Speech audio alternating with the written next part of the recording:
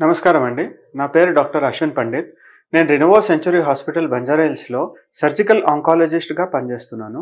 Surgical oncology అంటే క్యాన్సర్‌కి చేసే శస్త్రచికిత్స అని సర్జికల్ ఆంకాలజీ అని అంటారు. ఇవాళ మనం ఊపిరితిత్తుల క్యాన్సర్ గురించి మాట్లాడుకుందాం. ఊపిరితిత్తుల క్యాన్సర్ మొత్తం ప్రపంచంలో leading cause of cancer death in males అంటారు. అంటే అన్ని కారణాల కన్నా ఇది అన్నిటికన్నా ముఖ్యమైన కారణం చావుకి క్యాన్సర్ వల్ల. ముఖ్యంగా వచ్చేది ధూమపానం వల్ల, స్మోకింగ్ వల్ల.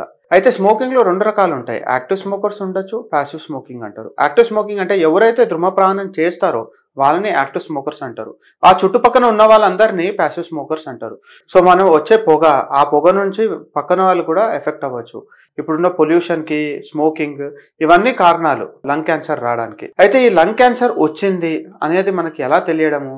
అయితే దీనికి 2, 3 సింప్టమ్స్ ఉంటాయి. ఒకటేంటంటే బాగా దగ్గు రావడము, దగ్గులో రక్తం రావడము, లేదంటే తెలియకుండా బరువు తగ్గిపోవడము, ఛాతీలో నొప్పి రావడము, వేరే ఏ కారణాలు లేవు కానీ ఛాతీలో నొప్పి రావడము, ఊపిరి తీసుకోవడానికి ఇబ్బంది అవ్వడం అంటే ఆయాసపడడము. ఇంతకుముందు మామూలుగా చేసే పనే కానీ ఇప్పుడు నేను చేస్తుంటే ఆయాసం వస్తుంది. ఇలాంటి ఏమైనా సింప్టమ్స్ ఉండి మీకు స్మోకింగ్ కానీ లేదంటే బాగా పొల్యూషన్కి ఎక్స్పోజ్ అయ్యే హిస్టరీ ఉంటే ఇమీడియట్గా డాక్టర్ దగ్గరికి వెళ్ళి మీరు కొన్ని టెస్టులు చేయించుకోవాల్సి వస్తుంది. అయితే ఈ టెస్ట్లలో ఏం చేస్తారు? బేసిక్గా యూజువల్గా ఒక చెస్ట్ ఎక్స్రే అనేది చేస్తారు.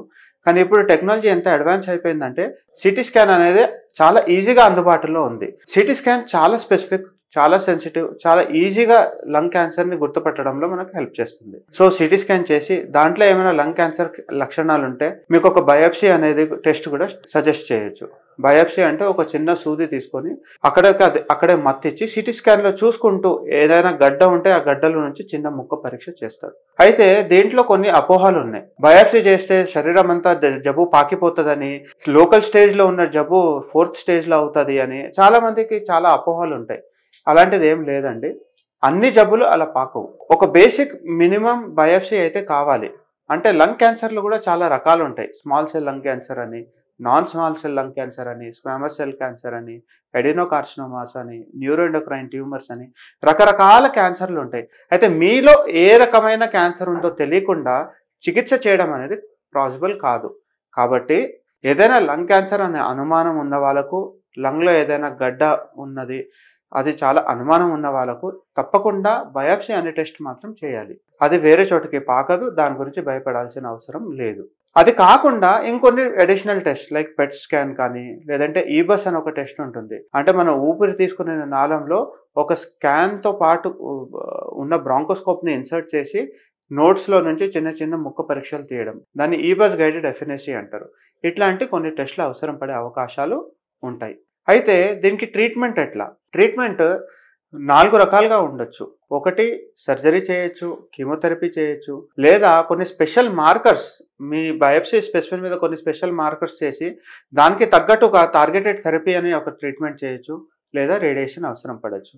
అయితే మీరున్న స్టేజ్ని బట్టి, మీరున్న టైప్ ఆఫ్ క్యాన్సర్ని బట్టి ట్రీట్మెంట్ చేయాలి అనేది నిర్ధారిస్తుంది.